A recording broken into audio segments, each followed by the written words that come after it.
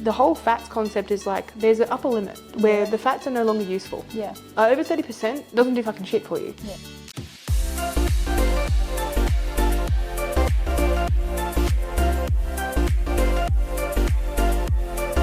Hello and welcome to another vlog on YouTube and podcast on Spotify by the Fit Minds podcast. Coach Mariah Jean and Coach Chloe Jane here again. Hello. Hello. I have to start this podcast. I told you I was going to call you out. Oh, please don't. Chloe's music choice.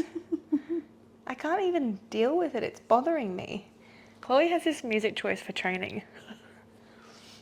Can you talk about your music choice? No, I'll tell them. How about I tell them? I'll dob you in. She's lying. Do you know what's funny? After this podcast, I'm going to get messages being like, oh, listen to it too. And I'm like, you're all on crack. Oh, no. Stop it. I don't like being screamed at. I love being screamed at. Scream at me. Maybe I've got problems. It's unresolved That's like trauma. deep, yeah. I've got some Unresolved trauma. Scream at me. Smack me in the face. Tell me I'm fucked up. Yeah, literally. Well, I am. We all are. are a little bit, yeah. You listen to Celine Dion and Taylor Swift when you're training. Remixes. So it's not a remix. It's literally Celine Dion and Taylor Swift with like a little bit of like a dun, dun, dun. Like It's not my preference of music. I usually country music. Yeah. It's no like better. And like between like 2000 and 2010 hits. Old school for you, Akon. Me when I had my head deep in a bucket throwing up my double blacks. Yeah, it's like turn it off. Yeah, I'm like, please don't remind me of my years. Yeah, I don't really have like of binge drinking either. It's one thing I always struggle with is finding what I want to listen to when I'm in the gym. You don't know what mood you're in, hey? Like sometimes I listen to music that's like really slow and makes me want to cry. Why? Because sometimes it's just good. Yeah, okay, It's fair. like the Here everybody is thinking Chloe's this mean bitch, you know, like it's resting like, bitch face in the gym. Like happily in a very comfortable relationship, and it'll be like breakup sad songs. Sad song playlist. Yeah, songs to Crying in my car. Songs to scream in the car is one of my like top albums. Meanwhile, like I listen to really heavy alternate music, like I can't deal with it. really heavy. And Like, please don't scream at me. well, we're going to go and see Amity Affliction in a couple of weeks. That'll be pretty cool. I'm really pissed that I'm seeing Amity Affliction with Alex, and we're also seeing Ice Nine Kills, but we're not seeing. I didn't get to see Parkway Drive, and what was the other one? I can't remember who's leading for Parkway Drive, and I was so pissed off. I was like, you've got to be kidding me. Alex gets to see Parkway Drive, but they sold out. So that's kind of like, Parkway isn't really that heavy. Amity definitely can get pretty heavy. And then like I was playing some like alternate like skating rap to you before, and you were like, I don't know what any of this is. I don't like listen MOP to, and... It's not my forte. Like play any country song, I'll probably know it. If you play a country song, I will throw my iPhone at you. I'll just secretly play it to Lala when you... Don't you dare. Alex loves country songs. Yeah. And also, it's funny because I was saying to Chloe, like, looking at Chloe, you would think she listens to what I listen to, and like Alex as well, because Alex listens to fucking musicals. That's wild. See, he listens that to me is wild. Musicals like Moana. High School Musical, Moana and stuff while he's High School training. Musical does slap though. Have you seen Alex? Together. Yeah, but he listens to musicals. I'm not Imagine kidding. like lifting like a really heavy like... He was listening to the Shrek soundtrack like, I'm not kidding. On the way to the gym the other day. Hey now, you're a... Yes. No, that's actually a decent song, right? But no, he was listening to the one of the fairy mother, godmother, what I singing. I don't know. It's like some. What's it? I think it's a Celine Dion song. Can't even say her name properly. And he was playing it 5 minutes to the gym, Chloe. That's and I wild. told him, "You're driving me fucking insane with this Shrek soundtrack." What's stupid though? We've got another friend. I won't dob him in. He is an ICN competitor, and he is a pro with ICN. Oh, okay. I won't say who it is. Yeah. Let you guys guess. If he listens to this podcast, he'd be like, what? He's like, fuck you, Mariah. Yeah, we had a phone call because we're quite close with him. We had a phone call with him the other day, and first thing Alex said was like, because he was saying to me, do you listen, you know the Shrek 2? Did you have the soundtrack? Do you have the CD? Did you have this? And this guy, I was like, yeah, man, it fucking slaps. I was like, no. Shrek used to scare me. Yes, well, yeah, it didn't scare me too much. I actually thought it was pretty funny. No. And the dragon? Yeah, the dragon's pretty scary. Yeah. Anyway, that's how we're starting the podcast. Let's just slam Chloe in her with a music ramble choice. because I had to. Yeah, but your music's shit too. Well, to you it is, yeah. Yeah, and your music to me.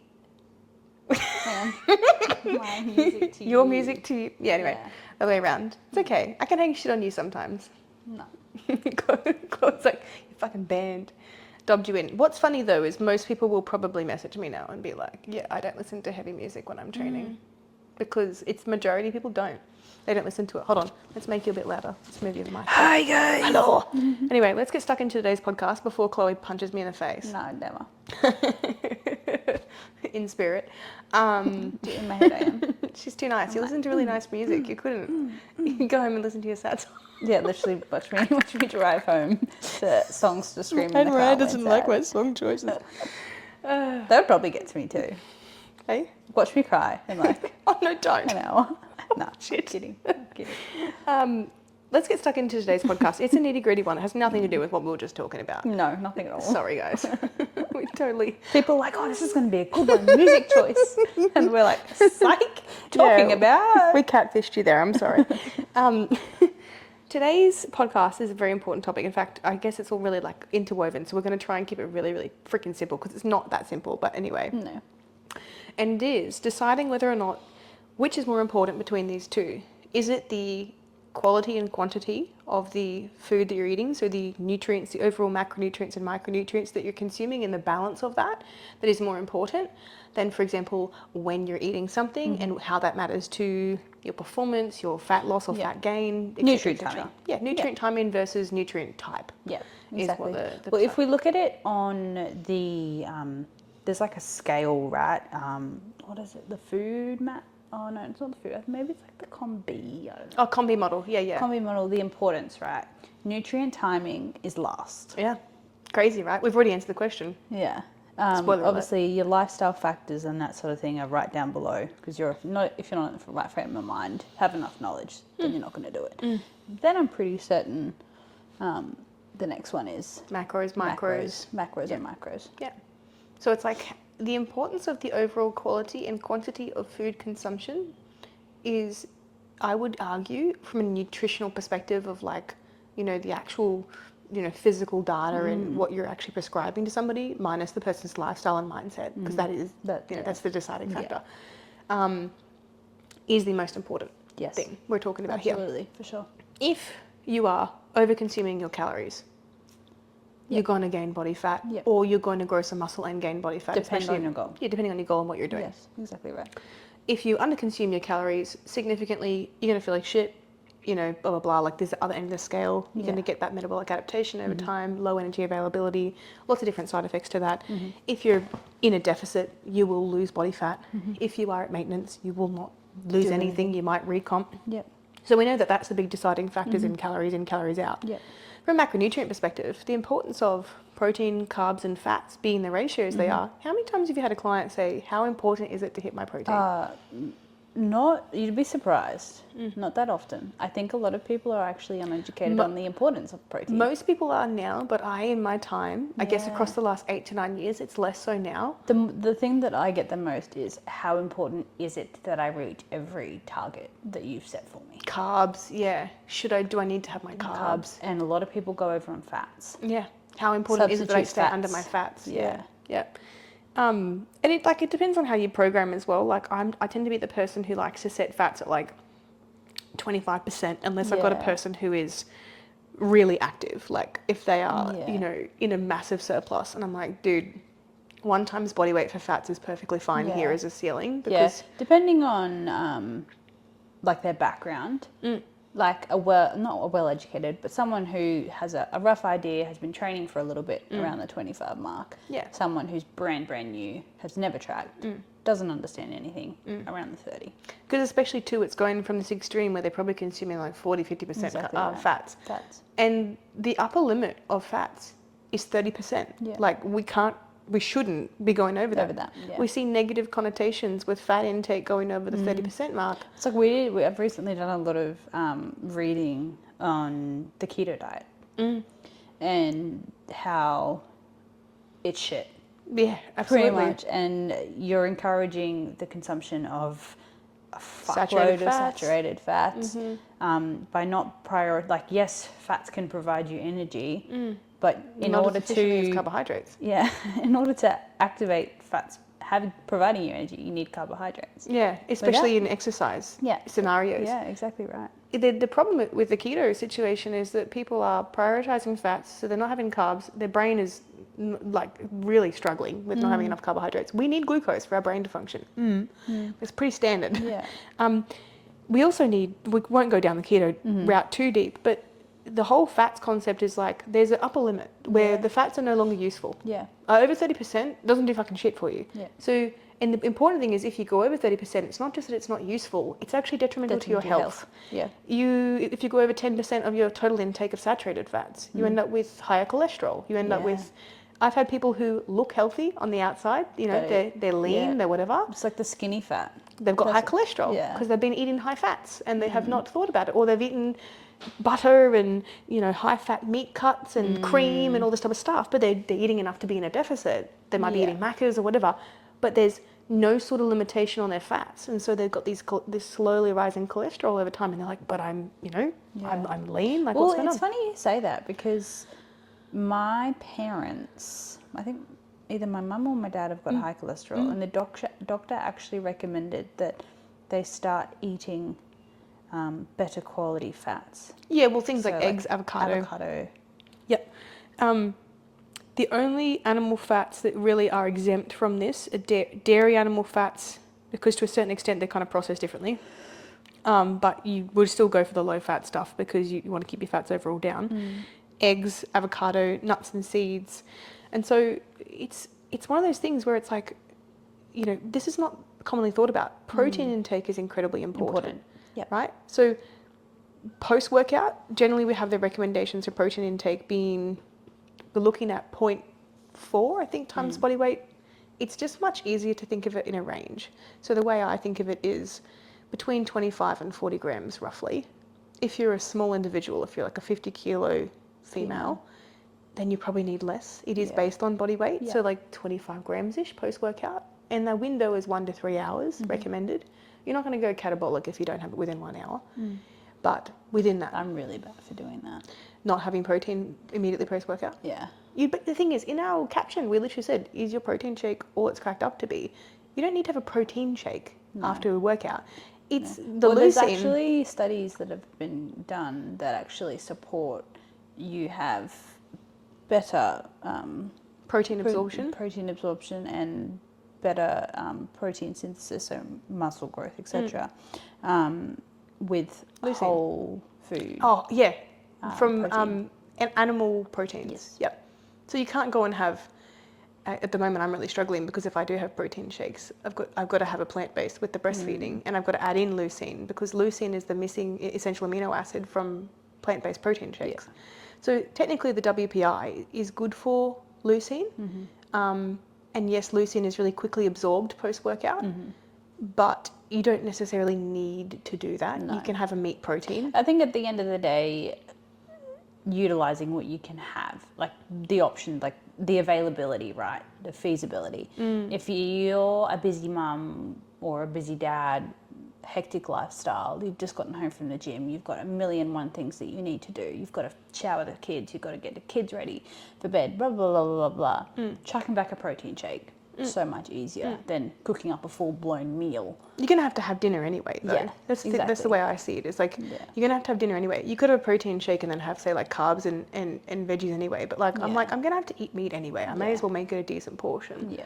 I certainly think the protein shake situation is definitely good if you can't get to protein in the first 1 to 3 hours. Like, why not, chuck it in there? Yeah. But from a perspective as well as like replenishing carbohydrates post-workout, that's another really important thing to do, is make sure that you're pairing the protein with carbs as well. Yes, that definitely is important. All right, so we're 15 minutes into the podcast. Sorry, we're just cropping this together, and the baby woke up, so I'm having to finish the rest of it later in the day. So it doesn't make any sense, this is why, but it should make sense, given that I know what I'm going to be talking about for the remaining half an hour or so. So we were talking about, obviously, whether or not eating protein after your workout and eating carbs before your workout, etc., whether that's more important than your overall intake for the day. And we're talking about macronutrients and micronutrients, whether or not they're more important than, whether you're eating carbs or protein at a certain time of the day. In reality, yes, that is the first thing that you should be mastering, right? So Chloe and I were discussing things like getting protein in after a workout. That's protein timing, right? So that's nutrient timing. Nutrient timing is something that probably 99.9% of individuals are really not going to think about. They're more thinking about whether or not they can even eat breakfast, lunch and dinner, because a lot of people are quite busy and time poor, especially parents. And so if we look at the bigger picture, instead of worrying about whether you should be eating a certain amount of this or a certain amount of that, when you're first starting out with tracking macros or on a meal plan, the most important thing that you have to have down pat is your overall protein, fats and carbs, your calories, your total calories, because these are going to be the deciding factors in whether or not you're building muscle, whether or not you're losing fat. Your calorie count will be determining whether you're losing fat. Your protein intake will be determining whether or not you're able to repair your muscle sufficiently. So if you're not getting enough protein, that's then going to be working against you. Whether you're going to feel full enough from your meals, because protein is highly satiating, okay, so it makes you feel fuller. It's a good thing to consume more protein. Protein is also highly thermogenic, so it literally burns a third of its own calories when you consume it, literally by being digested. Your fat intake, as we're saying, capping that at 30%, making sure you're not going over that 30% mark and not going over your 10% saturated fats within your calories. These are all really crucial because, for example, eating too many fats can actually be detrimental for your health, and not very beneficial for your overall goals either, because we know that carbohydrates are more efficiently providing energy. So you would rather fill the remaining calories you've got with carbs. We've seen that the best performance and the best, even for example, like balance-wise, comes from roughly 20 to 30% fats, and then we see obviously the 1.6 times to 2.2 times body weight in protein. 1.6 being more like, for example, if you are an endurance athlete, and I would even argue that maybe slightly higher, 1.8 to 2, and then 2.2, and you can even go up to 2.5 if you're a resistance training athlete. If you're a combination, you could probably sit around the 2 times body weight. So as nutritionists, it's our job to program this for you. These, first of all, your calorie intake, your total calories matter the most. Then your protein, fats and carbs, because they are the crucial macronutrients that decide performance, muscle protein synthesis, so muscle repair, and fats obviously being that if you consume too many, it's not good for your health. Also, you need a certain amount of fats to digest and process things like fiber and vitamins. So some fiber types are what's called insoluble. They need fats to be properly processed through the digestive tract. And then there's some vitamins that are fat soluble as well. So we do need a certain amount of fats. I can't say fats are the devil, but they certainly are very easy to go over. Most of your population will be going over your fats.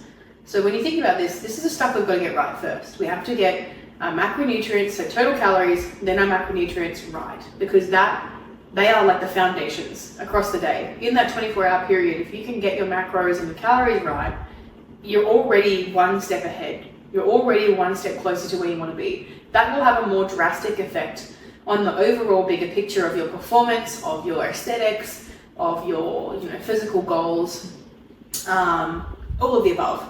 The carbohydrate intake for your performance specifically, rather than, should I be consuming this at 7 a.m. in the morning, or what pre-workout carbs, etc., or what types of foods that I'm eating. Because, for example, you could eat 1,800 calories worth of McDonald's in a day. Let's say somehow you got your protein, fats and carbs right, and you could still be, let's say you're in a calorie deficit, you're a man and you're in a calorie deficit, or you're a woman and you might, for example, be at 1,800 calories. Maybe you're younger, maybe you're carrying a little bit more weight, which then increases your metabolic rate. But let's say 1,800 calories is the calorie goal for your deficit. You could technically lose body fat just eating McDonald's if you were on 1,800 calories and that was your true deficit. However, in this instance, after calories and macronutrients, the next most important thing that you need to be focusing on is micronutrient intake and uptake. And the reason why is because if we end up with, just eating McDonald's, yes, we can lose body fat, but then we actually neglect many of our other requirements through essential nutrients. Things like we end up vitamin A deficient, vitamin E deficient, vitamin K deficient. We end up with lots of different health issues because we're over consuming saturated fats, but vitamin C deficient as well. And a lot of these problems we see arising in general population is where people are getting sick all the time.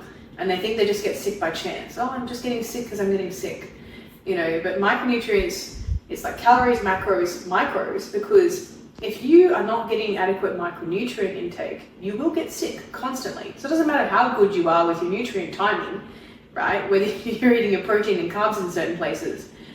If you're not eating well enough and you're not eating enough of the right micronutrients to then bump up these vitamins that we require to absorb, you'll end up so deficient in them that you end up sick with chronic disease, illness, even injuries as well. You'll be more injury prone, if you're not getting enough calcium, you end up with bone fractures, especially if you're vegetarian or vegan and you're not getting enough of the nutrients that will come from things like hema iron. So, iron making you very, if you're iron deficient, making you very lethargic. So there's all these side effects, lack of magnesium, muscle twitches, lack of zinc, again, compromised immune function.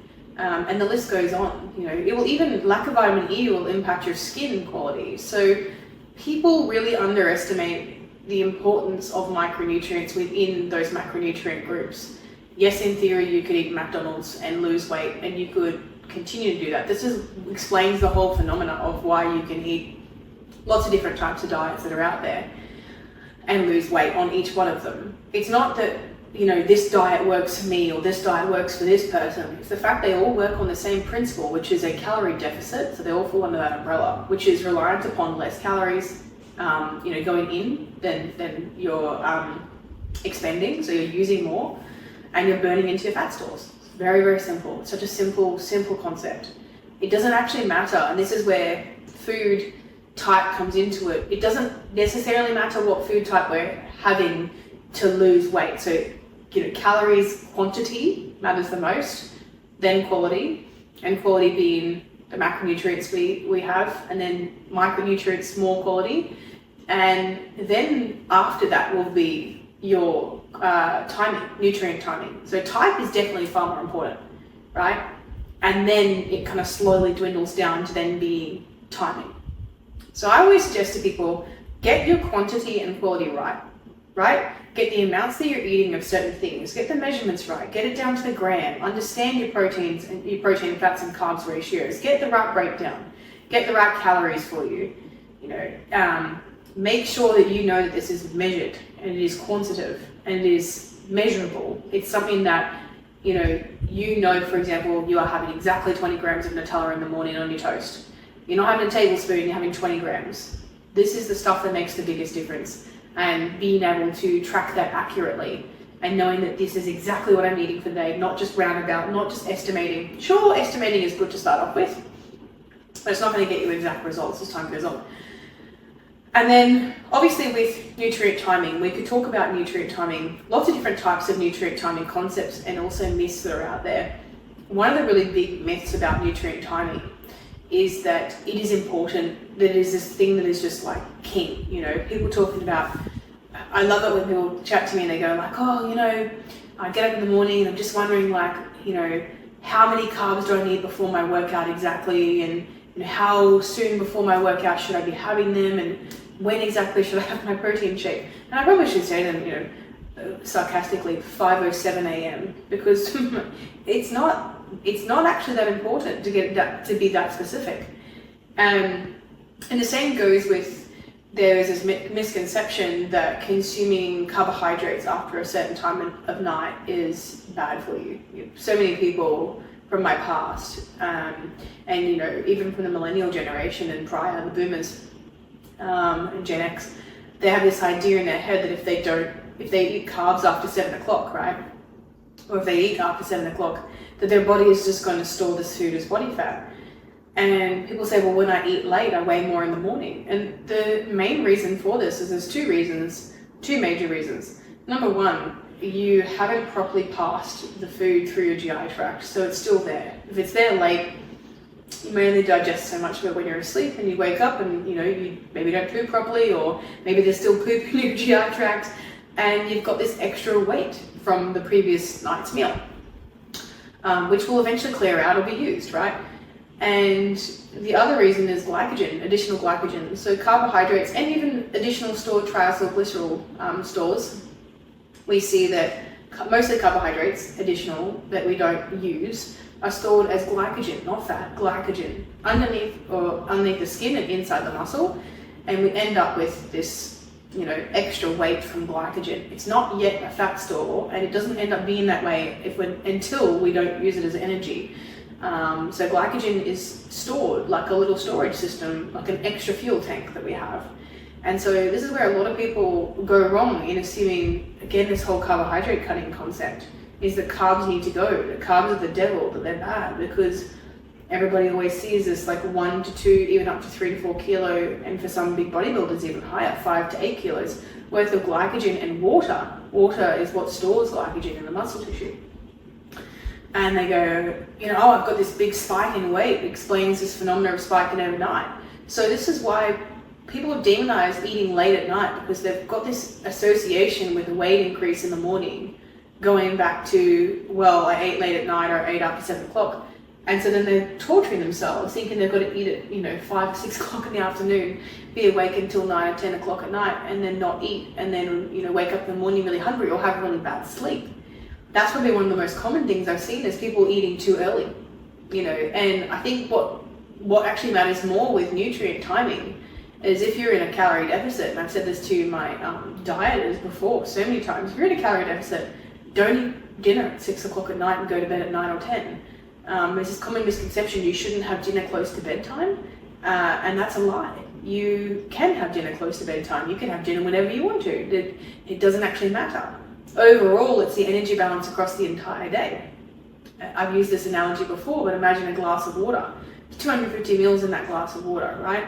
It doesn't matter if you take 56 from that glass of water, right, across the day, or whether you take 3 big gulps. And if you consume the same amount of water from that glass, do you know what I mean? It's the same amount of water, it's just consumed at different times. It doesn't change how much water is in your belly or that you've consumed. It is still the same amount of water. And this is the problem. People see food as like different times I consume different foods means that it's all of a sudden magically worth different amounts of numbers, and really the food is the food, the same food. Whether you have a burger at 9 o'clock in the morning or a burger at 9 o'clock at night, it's still a burger, right? It's still the same food. And so we work with, as nutritionists, first and foremost is prioritizing 24 hours we have in front of us. So you could technically, if you really want to, fast all day and eat a massive meal at night if you like doing that. There's no benefit to fasting though. There's no benefit, again, time-wise, to not eating a certain amount of food in a certain window. People talk about ketosis all the time. And weirdly enough, ketosis happens when we sleep. We're not eating when we're sleeping, obviously. So it's a natural process that occurs anyway, and we don't need to force it. It happens when we're sleeping. And people don't realize we still burn calories while we're sleeping as well, while we're not eating. There is no need to continue fasting. There is no sort of, significant advantage to doing that. They've found negligent, next to nil difference between, in fact, I'm pretty sure it's actually none. The difference of someone consuming 1,800 calories across a 24-hour period and then fasting for 12 hours and only consuming their food, their 1,800 calories in the second half of the day, in a 12-hour window. So what does this mean for fasting? It means that fasting is really not beneficial for fat loss at all, and this is why, again, from a nutrient timing perspective, it's not where the person is eating the food in the day or what time, but just the fact that it's the overall amount that they're eating, the actual calories accounted for, the numerical, measured, very tangible goal they've got to head for. A few other nutrient timing myths. The thing you will find, honestly, with eating food too early in the morning, for example, if you start eating at 5 o'clock in the morning, and then, you know, you have had breakfast, you've had morning tea, you've had lunch by 11 a.m., is that you probably will find you quite hungry in the afternoon and in the evening, because the GI tract is quite active in the mornings. So if you are dieting, 2 major tips I would give you is delay your breakfast. You can, you know, have breakfast a bit later, move it forward a bit. Because you're already fasting from your sleep, it's not that important unless you're training in the morning, right? If you're training in the morning, then you're going to have something in your gut because you need some carbohydrates to train with. This is where I'll talk about nutrient timing with carbs before training. But then, yeah, you could push your breakfast back. If you're just getting up and going about your day, if you train later in the day, it's actually not a bad thing, because it means that then you'll have more energy then banked up to be closer to your session. Then you won't get as hungry between the gaps between your meals. So that's probably the only advantage to like continuing the fast from sleep onwards, is that you won't be as hungry when you're in a dieting or deficit phase. Delaying your lunch a little bit, and then delaying your dinner, making sure you have your dinner right before bed. It sounds like a really foreign, weird thing to do, and probably no one's ever given you that advice, but something that really has saved a lot of my competitors from eating their entire fridge at night or eating lots of things late at night is eating their dinner as late as possible. You know, eating their dinner, having a shower and brushing their teeth and going straight to sleep. And so the main reason for this is we actually need carbohydrates to sleep. We need glucose for the brain. We can create glucose from protein and fats, however it takes a bit longer. So having those carbs there ready to, you know, increase our blood sugar, quite readily available, actually helps us fall into a deeper sleep state. Crazy. So I would give those 2 top tips: delay your breakfast, delay your dinner, you know, for dieters. It doesn't mean you'll lose more fat, no. Does it mean it'll decrease your hunger levels around the times when you find you're probably more hungry and struggling to fall asleep? Yes. So it's just a smarter way of dieting. The other thing with nutrient timing, and we'll go a bit deeper into it because there are some things with nutrient timing. We do find that protein intake, you know, total protein intake matters, right? So my protein intake might be 150, 170 grams a day, right? It's a range that I work with. And I tend to like to work with a protein range myself, because unless I'm strictly in a deficit or I'm strictly, you know, in a very calculated surplus. But with regards to range, when you have that range to work with, the overall protein that you consume in a day is more important than the exact amounts of protein you're consuming per meal. However, there is a recommendation to spread your protein out across 3 to 4 hour boluses. So what does that look like? Breakfast, lunch, you know, a snack, dinner. Or breakfast, a snack, you know, morning tea, lunch, afternoon tea, dinner, maybe dessert if you're in a surplus. Or if you have somehow made it work with your deficit. See how this doesn't differ like broadly from our traditional breakfast, lunch, dinner, 2 snacks, dessert. Like there's no sort of, what we've been doing for years nutritionally was working anyway. But the most important thing is making sure that there is a decent set of protein in your breakfast, decent set of protein in your lunch, in your dinner, and maybe then scattering the remainder across your snacks, and yeah, trying to spread out your protein across the day. And the advantage to this is a few things. Is it makes for a better time when you're dieting, because your protein, if you imagine it, it's like a conveyor belt digesting food. When you put things in, it's like you've got to slowly drip feed, right? And so the digestive time for carbohydrates, protein, fats is all different. And depending on, again, whether you're consuming something that's a simple sugar or a complex carbohydrate. So protein, slowly digested. And so what happens is it kind of digests. We eat, you know, 30, 40 grams, let's say in one bolus, or 20, 30 grams, whatever it is. And that's contained in the foods we're eating. We eat that, and then it gets digested, and it slowly keeps us fuller for longer, and it should tie us through to the next meal. That's the idea of consuming protein every 3 to 4 hours, is to keep you fuller for longer and should tie you into the next meal. You don't want to be hungry all the time. It's terrible and it's very stressful on your body. And dieting, you don't necessarily have to be hungry all the time either. It's the interesting thing about dieting is people assume you have to be super hungry. So there's a few advantages to it. The other part of it is that it can help with muscle protein synthesis slowly. So slowly repairing muscle tissue. Something that Chloe brought up earlier today was that casein is incredibly beneficial for consuming at night, late at night. So casein powder, for the purpose of slow repair of muscle tissue whilst we sleep, which is true, more so than whey protein is. So if you've got those casein desserts, that's why they're desserts, because casein is fantastic for slow repair of muscle tissue. And apparently too, there is a small connection with lipolysis, so burning a little bit more fat whilst we sleep. But that's probably more to do with the fact that protein is thermogenic. So we would then decrease the amount of total calories we're technically burning through that process. But in essence, casein is a fantastic thing to have before bed. Is it incredibly important in the big scheme of things, in comparison to your overall protein intake? Not particularly, right? So this is where all the finer details come into it. If you have mastered your overall calorie intake, if you have mastered your protein, fats, and carbs, if you have mastered your micronutrients, see how we're doing this? We're earning our stripes, we're doing it in order. Calories, protein, fats, carbs, micronutrients, fiber even I'll put in there as well, because fiber is incredibly important for digestion and preventing bowel cancer. And I'm so passionate about that because of my dad, right? You're never too young to be diagnosed with it. It is honestly, I think it's like the second most common, or maybe the most common form of cancer in Australia. I think the most common is maybe skin cancer. I could be wrong on those stats. Anyway, so they're up there. They're the most important thing for your goals specifically as well. These are all aligned, not just with health, but your goals. Like, you will get closer to your fat loss goal with a proper calorie deficit. You'll get closer to your muscle gain goals with eating enough protein, and you'll perform better in the gym with eating enough carbohydrates. Your overall cholesterol will be lower than usual with not eating too many saturated fats. Your absorption of vitamins and micronutrients will be incredibly benefited by eating the right ratio of protein, fats, carbs. So then we're going down this tunnel, and then it's nutrient timing.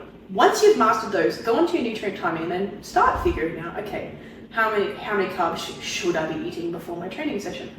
And what's the time? Generally, it can be anywhere between 30 and 60 minutes prior to your session, and even maybe 90 minutes for some people, because some people find they get a bit of GI upset.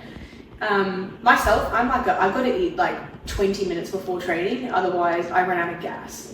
Even when I'm in a surplus, it's really wild, but I can't have my carbs like an hour before training, or I have no go-go juice for my sessions, so I must go through glycogen/glucose pretty quickly. So my glycogen stores get used pretty quickly, and my glucose needs to be at an optimal level to start the session. And that's liver glucose specifically. It starts with liver glucose and then it goes on from there. Then you access muscle glucose. So, what am I getting at? So, carbohydrates before, for those listening, where is my head, Briar? Where is your head? Carbohydrates before training. It can literally be a range from anywhere between 20 and 60 grams of carbohydrates, because we look at dosing that every hour for endurance athletes. But it is a range. I say to my clients, if you've got a decent amount of food on board, like if you're not in a calorie deficit, you can probably get away with 40 to 60 grams of carbs, half an hour to an hour prior to training. I like to have mine really close. You can also dose 3 to 4 hours before your training, even up to 120 grams. That's a lot of carbs though. So is it even feasible to consume that? Probably not, unless you're drinking like liters of juice. And like, obviously, if you, for example, have consumed carbs across the day, breakfast, morning tea, lunch, snack. Let's say, for example, your morning tea and your lunch, maybe you might collectively get to 120 grams across those 2 meals. Let's say then your afternoon pre-workout snack, you choose a 20 to 40 gram, maybe 60 gram carbohydrate, whatever you can fit in with your calories prior to your training session. Then you're looking at, okay, I have dosed quite a few carbs earlier on, 3 to 4 hours. I had collectively maybe 120, 150 grams. That's a lot of carbs, right? And so this is a good thing. Sometimes this is why training later in the day can be beneficial, because you've already got the carbs there, sitting there. If you're sitting down all day doing nothing, they're just sitting there as glycogen stores ready to go. And so this is why I like training in the afternoon, because I've had carbs all day, and then I just bump some carbs in the afternoon, get the glucose up, and then off I go. I get to access my muscle glycogen stores. So, the muscle glucose kicks off. That's why I love my afternoon sessions, evening sessions for that reason, exact reason. Lots and lots of carbs leading into that session, yeah? And then post-training, we were talking earlier about protein and carbs post-training. Obviously protein, 0.4 times body weight. I hate remembering that stat. I don't even know whether that's exactly it. I'm pretty sure it is. But if not, because I've got to go back to my textbooks to find the exact amount, 25 to 40 grams of protein. 25 grams would be like at the earlier end if you're like a lightweight female. And then, for example, if you're a 100 kilo male, like your heavy set male, we're looking at the 45 gram mark. So it's like If you're somewhere in the middle, 30 grams, 35 grams, right, post-workout. High quality protein from an animal protein source, so meats, technically dairy like a WPI is pretty good too. It's right up there, egg whites. But you can't use, for example, vegan proteins like chickpeas and lentils and legumes and vegan protein powders unless you add leucine.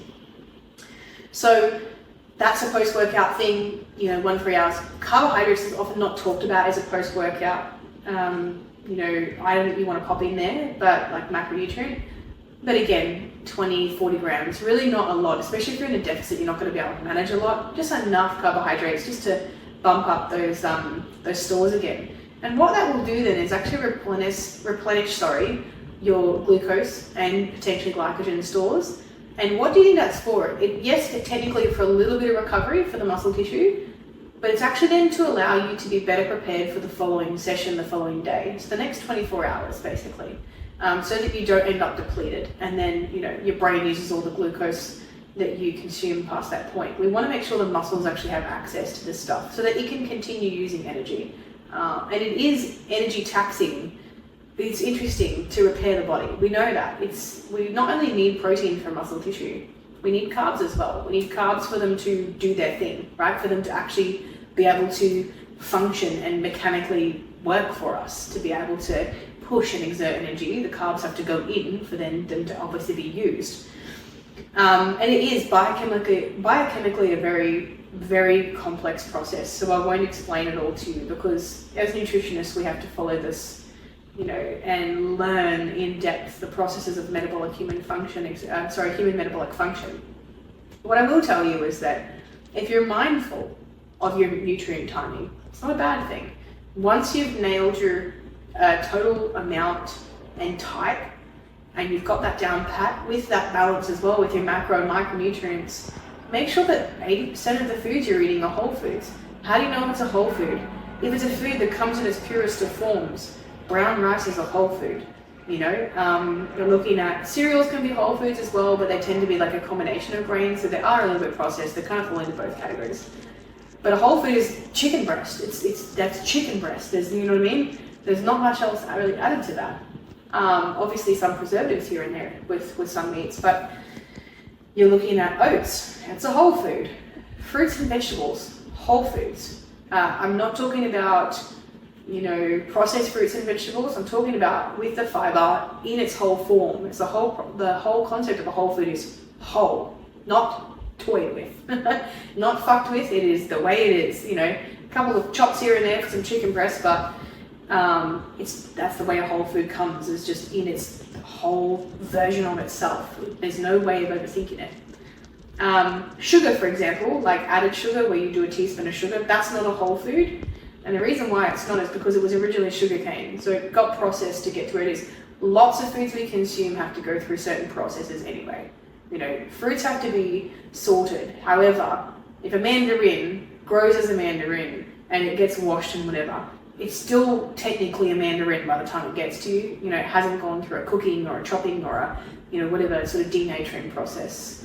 So it's important to understand the difference between whole foods and processed foods is that processed foods go through certain processes to then change the food type to be something slightly different from what it was in the beginning, and you can add other foods to it so that it becomes more processed the more foods that get added, and we end up with products like Tim Tams or chocolate bars or chips because they have been processed. A chip was a potato originally, which has now had things like preservatives and saturated fats added and salt, etc. Doesn't make those things terrible for you. It just means it's gone through processes. And highly processed foods can often be higher in calories, just simply for the fact that they've gone through a process which then denatures or shrinks them, when they're cooked, such as lollies and everything like that. Because again, sugarcane, sugar, lolly. There's obviously multiple processes until it gets to that point. And there could be other starches in there as well, like especially corn. Corn tends to be a really common one because corn syrup is often more than sugarcane. Is actually what lollies and treats are made of, is corn syrup, just in different forms. Anyway, won't get too deep into that. But whole foods, make 80% of your diet whole foods, 20% fun foods, processed foods, and you should find that you'll fall under your saturated intake in that process. Your fiber. Make sure that if you're a female, it's 25 to 30 grams.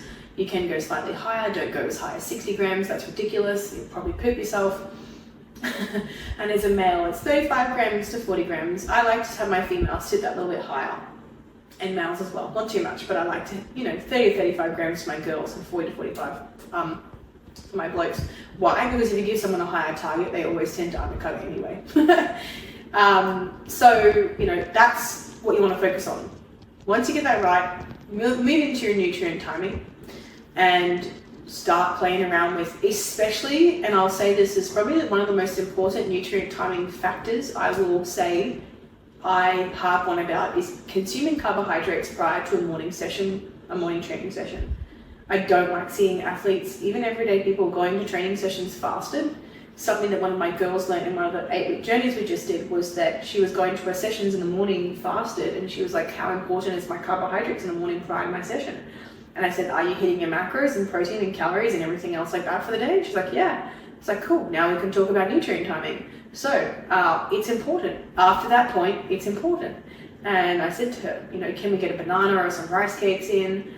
Just anything small, for you to be able to consume. Preferably low in fiber and fats and protein. So basically carbs, just with not very much fiber and fats. And, try not to have much protein in there too. The main reason for that is because we find with fiber, fats and protein that they tend to throw off your gut health a little bit. They make you want to go to the toilet. You can get a bit of indigestion, a bit of heartburn. People they go, oh my gosh, I feel like I need to rush to the toilet because it stimulates the peristalsis of the gut.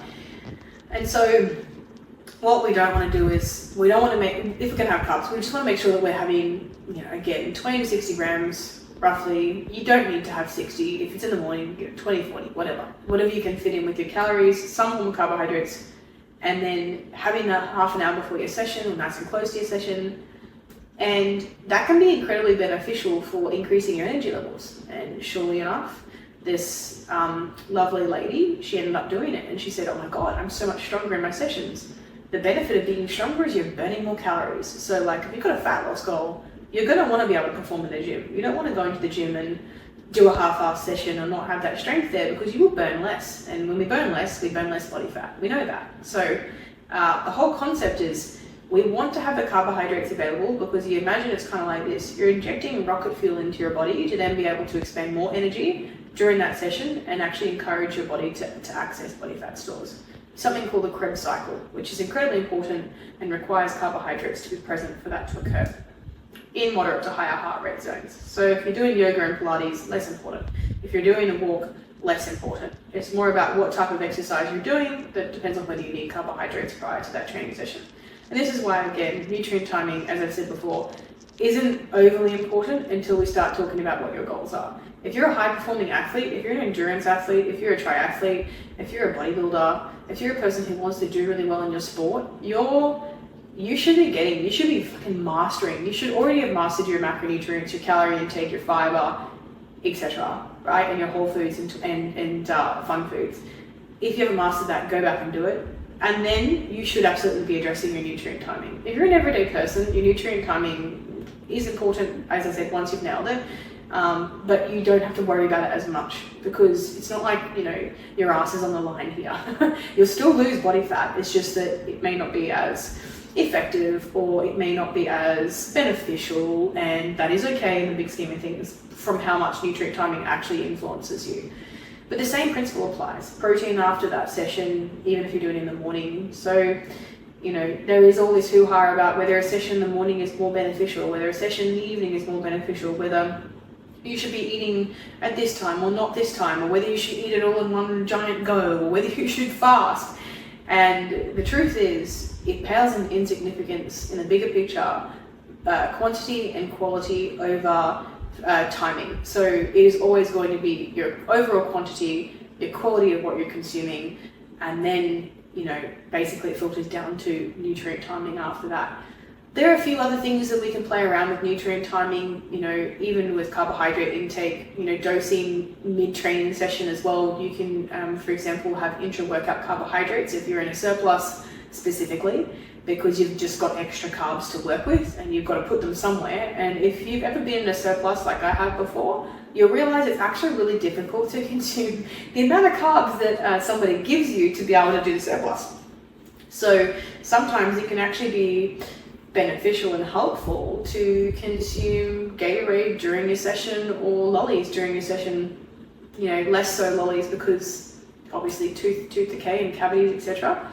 Or even carbs powder like maltodextrin. If you consume that mid-session, the intra-workout carbohydrates have shown to assist a little bit with energy and being able to push through a big session, a long session, especially legs, but less so than the pre-workout carbohydrates. So intra-workout carbs are less important, but certainly can be utilized to meet your overall carbohydrate intake for the day and be able to do it a bit easier. Sometimes it's more feasible when you're drinking Gatorade during your session, and can give you just that little bit more energy mid-session and for the remaining part of your session. I used to find when I was in a surplus that I did actually need a mid-workout, maybe mentally more than anything, carbohydrates, because I'd get a little bit lightheaded halfway through my session, and maybe that's because I burnt through all of my liver glucose by 30 minutes, 45 minutes.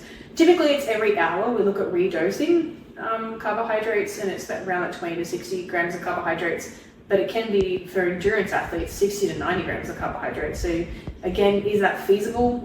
Can we, if we're doing a marathon, can we stop and drink 90 grams of carbohydrates? Probably not. So it's more important to try and prioritize the race and probably look at that lower end each hour after you started. But I don't work with a lot of endurance athletes, so I've just done postgrad and been able to study them. The important thing is we get less tied up on this, exactness of nutrient timing, unless you have crossed your T's and dotted your I's in every other facet with your quantity and quality of nutrient intake, macronutrients and micronutrients. Then we go on to nutrient timing. If you have any questions about nutrient timing, if you want to talk to me about it, I could get into all sorts of debates with people about talking about whether they should have all sorts of things, like certain food types as well, like whether I should have eggs at certain times of the day, or, it's just fascinating whether you should consume carbs at night or carbs in the morning. I did have a conversation with somebody recently that I did a meal plan for, which was talking about carbohydrates. Actually, Chloe and myself were working on it, talking about carbohydrates, and they didn't want to spike their blood sugar in the morning from eating fruit because it was quite high in sugar. And I said, where did you get this concept from? Why are you worried about eating carbs in the morning? And I'm worried about spiking my blood sugar. And my response was, whether you consume carbs in the morning or your blood sugar goes up in the morning or it goes up in the afternoon, it doesn't matter. And the person wanted to swap banana for strawberries because strawberries has less sugar than banana. And I said, yes, but for the same calories, right? You're looking at, it's all carbs. It's the same thing, it's just in a slightly different form. And I said, I would argue that I would want you to have banana for the potassium, and I would want you to spike your blood sugar in the morning so you can get up and have enough energy to go about your day. And so that you've got some glycogen stores for later on in the afternoon when you do your gym session.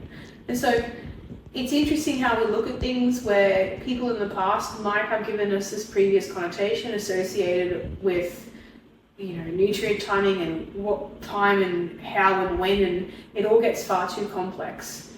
My biggest piece of advice, master the basics first that are so much more important, which will contribute to 95% of your results, and then focus on the 5%, right?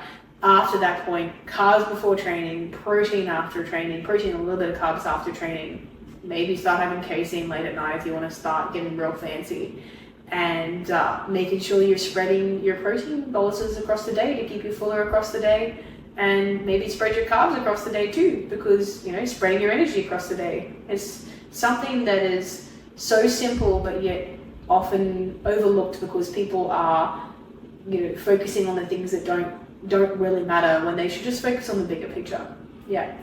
Anyway, that's about it from me. So thanks for listening to this podcast. Sorry it's a bit disconjointed. Obviously we started off with Chloe and now we're finishing with just me, little old me. But if you do honestly come up with any sort of,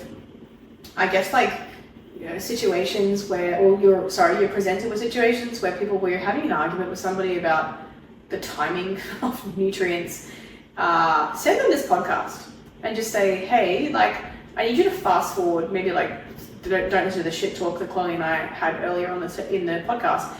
fast forward to like 7 minutes in and then start listening. Because we need to have this discussion. We need to share it with as many people as we can who are getting too focused on the wrong things, and people who are going and doing gym sessions fasted or fasting for no reason, or keto or whatever. If you, and there's another, I've done the podcast actually on dieting myths if you want to send that to them as well, but if you get the basics right and you focus on the basics and you fix those and you do them for a prolonged period of time, you'd be surprised how much more of a difference you'll make rather than focusing on the shit that just doesn't matter. So please share this around. Share this with your family members who are still stuck eating dinner at 5 o'clock because they think that it's going to make them fat if they don't. Eat dinner at midnight, I don't care. Anyway, that's it from me, from a qualified, registered and insured sports nutritionist. If you ever want to look me up, you can on the Sports Nutrition Australia registration. I was having this discussion with somebody the other day. I'm registered as an openly accredited and insured nutritionist with Australia. So basically, if you're not on a registry, whether you're a registered nurse, registered doctor, registered lawyer, registered dietitian, if you're not on a registry, like if you do not exist on a legal registry, you cannot legally practice. It's very important you understand this. You cannot legally practice unless you are listed. So yeah, you can look me up. I'm on there, Sports Nutrition Australia, so you know that your coaches are talking shit. Thanks a lot for listening, tuning in. Looking forward to doing another podcast for you soon. Bye.